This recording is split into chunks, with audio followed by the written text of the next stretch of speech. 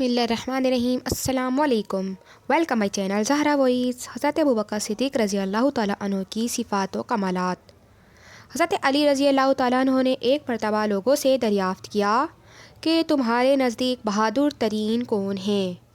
سب نے عرض کیا آپ۔ اس پر حضرت علی نے فرمایا میں ہمیشہ اپنے برابر والے سے لڑتا ہوں، یہ کوئی شجاعت نہیں، تم سب سے بڑے بہادر کا نام لو۔ سب نے کہا ہمیں معلوم نہیں۔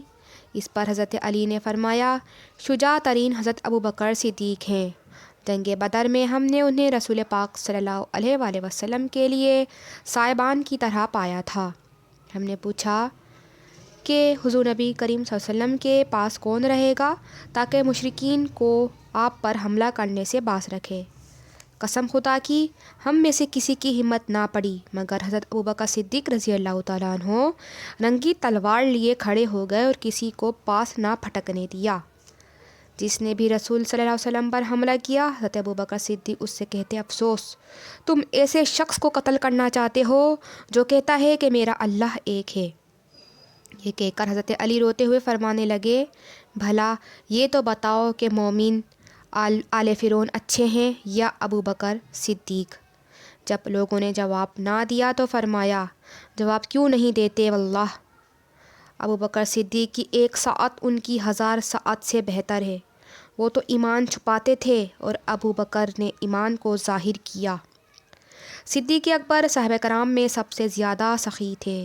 ایک بار حضور پرنور صلی اللہ علیہ وسلم نے فرمایا کہ جتنا مجھے ابوبکر صدیق کے مال سے نفع پہنچا ہے کسی کے مال سے نہیں پہنچا۔ یہ سن کر ابوبکر صدیق رو کر عرض کرنے لگے میں اور میرا مال کیا چیز ہے، جو کچھ ہے سب آپ ہی کے طفیل ہے۔ ایک اور حدیث میں حضور صلی اللہ علیہ وسلم حضرت ابوبکر صدیق رضی اللہ تعالیٰ عنہ کے مال میں ویسا ہی تصرف فرماتے تھے جیسا اپنے مال میں۔ جس روز حضرت ابوبکر صدیق ایمان لائے اس روز ان کے پاس 40,000 درہم تھے۔ آپ نے وہ سب حضور صلی اللہ علیہ وآلہ وسلم پر خرچ کر دیے۔ حضور کریم صلی اللہ علیہ وسلم کا ارشاد پاک ہے کہ میں سب کا احسان اتار چکا ہوں، البتہ ابوبکر صدیق کے احسان باقی ہیں جن کا بدلہ قیامت کے دن اللہ تعالیٰ دے گا۔ صدیق اکبر صحابہ کرام میں سب سے زیادہ عالم اور ذکی تھے۔ جب کسی مسئلے کے متعلق صحابہ کرام میں اختلاف رائے ہوتا تو وہ مسئلہ حضرت ابوبکر صدیق کے سامنے پیش کیا جاتا۔ آپ اس پر جو حکم لگاتے وہ عین ثواب ہوتا۔ قرآن پاک کا علم آپ کو سب صحابہ سے زیادہ تھا، اس لیے حضور صلی اللہ علیہ وآلہ وسلم نے آپ ہی کو نماز میں امام بنایا۔ سنت کا علم بھی آپ کو کامل تھا، اس لیے صحابہ مسائل سنت میں آپ سے رجوع فرماتے تھے۔ آپ کا حافظہ بھی قوی تھا، آپ نہایت ذکی الطبع تھے۔ آپ کو حضور صلی اللہ علیہ وآلہ وسلم کا فیض صحبت ابتدائے جوانی سے وفات تک حاصل رہا۔ زمانہ خلافت میں جب کوئی معاملہ پیش آتا تو آپ قرآن میں اس مسئلے کو تلاش فرماتے۔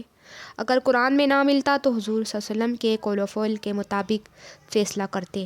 اگر ایسا قول و فعل بھی نہ ملتا تو باہر نکل کر لوگوں سے دریافت فرماتے کہ تم میں سے کسی نے کوئی حدیث اس معاملے کے متعلق سنی ہے؟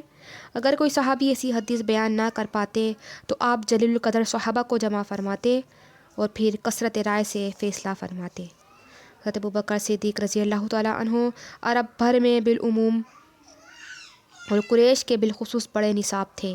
آپ سب سے زیادہ تقریر کرنے والے تھے۔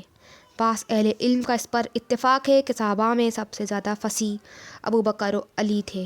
تمام صحابہ میں آپ کی عقل کامل اور اصابت رائے مسلم تھی۔ سبحان اللہ۔